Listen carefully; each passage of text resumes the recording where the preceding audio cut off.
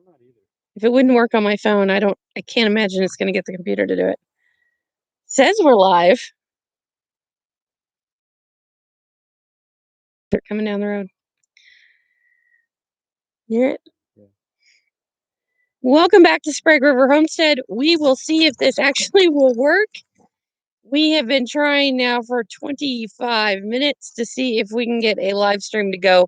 And yeah, Kanan, see if you can get in here. Wouldn't work on either phone, wouldn't work in about 12 different spots. And for some reason, the phone wouldn't work, but now it says it's hot spotting. So hopefully y'all can see this. Car. Neighbor's car. They're probably going, what are these idiots doing sitting in the middle of the driveway? Probably. That's okay. So we thought we'd do something different and do this out from the goat field, except we can't get signal from the goat field. And honestly, I'm not real sure if we're getting signal now. It says we are, but yeah. I don't know. Actually, my yeah. Does it look like it's working? Yes. Okay. Yes. Okay. I think so. Well, I'm afraid to touch anything or move. If it bounces at all, I'm literally sitting this on my lap. So and we're on a computer. Oh my gosh. Because the phones didn't work. Neither phone would work. Okay. So go ahead. So Ray says the signal is good. We're looking at the top of the tree in the sky. Okay. So hopefully that's a little bit better. Let me turn that down. I don't know if that's any better. It looks good to me on this end. Gosh, I don't know anymore. Elijah says hi. So okay, yes, I see the comments coming in. Oh, see, guys, I have no idea. Literally, much better on that. We have been trying to do this for 25 minutes and it hasn't been working. So I don't know what the problem has been, but hopefully it's fixed. So far, so good. I mean, my phone's actually coming in as live. Okay. Yeah, there's Kathy. Okay. This is so scary. Okay. I don't know why the phone won't stream. It says it can't get a connection, but it's connecting to be able to feed to the phone. So go figure that. So I see Dana's on. Michael Litchford just joined. Yeah. Hey, guys. Okay. Go figure that. So you can probably see it's kind of gray behind us. So we've got smoke coming in from two different fires in California right now. We've got the Tenant Fire, which is kind of south of McDowell, California. And then, of course, the big monster lava fire that's down north of Weed. So it's been pretty nice during the day, but in the evening, we're getting a lot of smoke blow up. And yeah, it's getting pretty smoky in a hurry. So anyway, yeah, the lava fire. There's that second one though, the Tenant Fire that's a little north of it is already what 8,500. So yeah, lava fire is huge. So I guess we'll start off with what we always start off with, just kind of an update on what's been going on around here. So we have been we took the weekend off. Yeah, you did. As much as is possible. I mean, you still have chores. We had some friends out for a barbecue, which we have not done in a very long time. I didn't think anybody was going to show up because it was 100. It was pretty much 100 all weekend. But our friends came down from up closer towards Portland where it was almost 115. So being down here in upper 90s and 100 degrees was actually cooler. So go figure. So we had some lovely folks from Dayton and 2 of their 4 kids. And then our friend that we have been talking about having come out here in October, she came over from the I-5 corridor anyway. So her and her significant other. So we had a lovely time. The guys went and did a car show in Klamath Falls, kind of hung out. We girls sat around and chatted. We had some excitement on Saturday with a couple fires start up about 12 miles from us, so just on the other side of Sprague River. And yeah, it's hot, it's dry. We were fortunate that we did not get into the 115, 118 that some people in the valley did. A lot of people I know lost rabbits and lost a lot of them. I saw a mini Rex breeder that I kind of casually know lost a third of her herd of 60, so she lost 20 rabbits. Um, a friend of mine, one of the young ladies that I mentor in Harlequins, lost, what'd she tell me, 17? Mm-hmm. 17 rabbits, which is almost half of her Harlequin herd. So it was pretty rough. We did fine.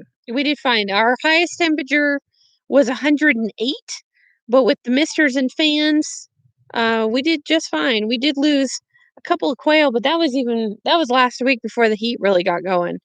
And I made some changes to increase airflow in there. So yeah, we did lose a older female turkey. Was she 7? no, I think she was 8 or 9. Yeah. So while it was probably heat related, it probably was not the exact.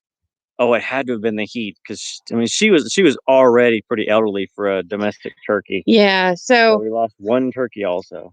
yeah. So overall, we did fine. Of course, the rabbits are cranky because they've gotten wet a little bit with the misters, and it's hot. And I can deal with cranky. I can't deal with dead, right? Yeah. That's the way we look at it. We kept everybody that was here over the weekend hydrated, had a good time. And of course, here it cools off so much. We were able to, in a very large gravel area, do s'mores in a very small fire pit. In most evenings, one of our guests is a volunteer fireman, so we were firefighters, so we were feeling pretty good about it. So I see Ray saying he has fans, swamp coolers, misters, and ice bottles. Wow, that's a lot. I gave up on ice bottles a long time ago, but um, it works for a lot of people. And Kathy said we don't ever get above 95 here, and that's rare. We're soft and not ironed with misters and stuff. Yeah. Um, I saw a lot of rabbit breeders frantically, like Thursday and Friday, trying to find misters and fans, high velocity fans, and they couldn't find any. I mean, it was just couldn't find any. Everybody was selling out. Um, that includes people for air conditioners. A Yeah. girlfriend of mine ran around to like 18 different stores trying to find air conditioning units because she's not good with over 80. So Elijah said had some high heat up here pushing up toward upwards of 100. Wow. That's it's hot everywhere. It's just hot everywhere. Uh, I saw a lot of people that I know up towards Portland saying that it is substantially lower today. Like I think they were around 90. So, Dana, are the shed that you have your rabbits in insulated? Kind of, sort of, but not really. So we have the green corrugated roofing on it. It's the oh gosh, it's some kind of poly extruded deal, so it gets really hot. So I don't have the barn per se insulated, but I do have some foam board, like 1-inch foam board, screwed to the underside of the rafters just to keep that heat off of them. Um, it's fairly effective, but as far as like the sidewalls, we have clear plastic up from the 4 to the 6 foot level to give us light. So of course that's just the white plastic panels, and then below that, it's the siding board, the 2x4 it sits on, and then I've got some like gosh, what is that? It's a plastic sheet that you use in showers that's screwed to the inside to make it easier to wash. And so not truly insulated, but we do use some dead air space in there to kind of cool things a little bit. With the misters and fans, we tend to, even at 100 and whatever it was, 108 degrees, I don't think it was over about 90, 95 in there. It really does a nice job. I have a gnat driving me crazy if you see me doing weird hand signals. There's always one. I think I've got my own. I've got a twin. Yeah, there's always just one gnat. It's like, but yeah, not truly insulated. None of the barns are. I had kind of looked at it, but you get into a situation where when you over insulate or get too insulated on the barn, um, then you're also fighting locking heat in, which is just as detrimental in rabbits as trying to keep high heat out. That's not me panting. That's That's a Liza, collie dog. Liza, Yes, you can move, baby. why don't you lay down? So yeah, so what's been going on around here since our last live stream? Mostly just fire prevention, right? We're constantly worried about fire. And just trying to, like, right now I've finally got my trailer set up to where we're doing the mobile goat thing. So we've got a small group of Nigerian dwarfs moving down the fence line, taking all the vegetation 25 feet from the fence down to dirt. And we're going to be moving them every day because it's so hot and so dry. I'm afraid to try and use the tractor and, inadvertently hit a rock and spark something off. So, um, Kathy, are the rabbits susceptible to smoke or do you have to take precautions? So, usually what happens is because I use the misters when it's hot, it tends to knock the particulate out of the air. So we don't have too much trouble. But a few years ago, before I really started using the misting lines, I lost a couple of rabbits to smoke. And what it does is it kind of presents as pneumonia, but it doesn't clear. Gets really nasty in a hurry. I lost 2 or 3 rabbits that summer to it. It just basically damages the lungs, makes them susceptible to infection. So smoke is a pretty big deal. I know a lot of people that will put the big, like, air conditioner filters on a box fan to blow air through when it's really smoky. I've never bothered with that. I just usually will run the misters because they run down the middle of the barn from doorway to doorway, and they tend to knock everything down. So Elijah said, you ever palpate rabbits? I heard to do it around 15 days. Never really tried to, though. Yeah, 15 days is a sweet spot. Sometimes 14, sometimes at 16. I am not an expert at it. I've done it a couple of times with varying results. I do better after, like, in the last 5 days, and that's not terribly helpful. But yeah, a friend of mine is really pretty good at it. And one of these days, if I can ever get her nailed down here, I'll try and get to do a video of her explaining how to do it. Because you've gotta kind of do it and then almost reach up like you're reaching for their spine between their hips, and you got to know what you're feeling for. And she's got some great descriptions on it. Uh, I honestly don't bother. I don't really have time to be palpating. I probably should learn, or learn more effectively, but 15 days is absolutely the sweet spot. What happens after that is they tend to move the babies upwards. Don't ask me how it works. Again, my friend's far better at explaining it. But after 15 days, they get really hard to find until about the last 5 days. So, Ray, last year the smoke was strong to where you had to reschedule the rabbit class. Yeah, that was when that was when the entire state of Oregon seemed to be on fire. Remember that? Yeah, I remember it. We didn't have any choice. Like, it was bad. One and half the people that were coming to class had to cancel because they were evacuated.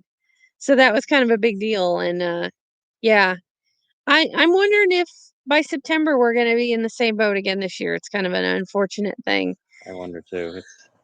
Beyond that, we are waiting for our hayman to hay. So we had some thunderstorms last week, and just kind of got to the point where he had to keep putting off baling the hay or cutting the hay. So hopefully, he thinks he will have a first load ready for us Thursday or Friday. And being that today is Wednesday and I haven't heard from him, I'm not real optimistic about tomorrow, which is kind of a bummer because we're basically out. We had to go buy those over. Yeah, on Monday. Because everything else is sold out. I have looked, nobody has it. And really considering a drastic action of taking a trailer up to Central Oregon. Crazy. You got a group of them now. I do. I think they're the ones that you just tried to pretend you were hitting that you didn't. You just chased them over to me. Yeah, but I'm thinking of drastic action and maybe going up to Central Oregon to get a load if my hay guy can't get things going, because we are out. We are out. We are moving goats around. Like right now, our goats are somewhere in the weeds. Oh, there's one. They kind of walk a big loop in this front 5-acre quadrant, and so they're out there somewhere.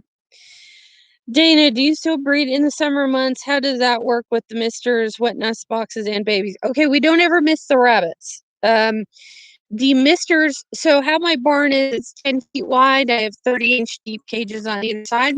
So we have approximately a 4.5-foot walkway down the middle. If my math is anywhere close to right.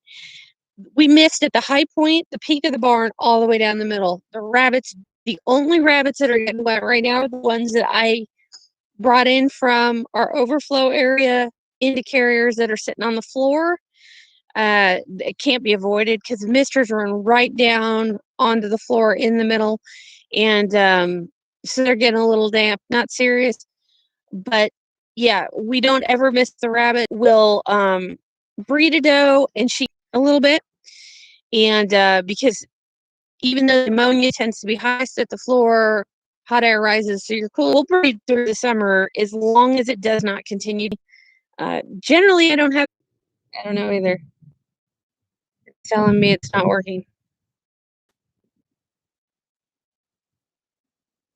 Okay. There you go. Okay, now it says it's working again.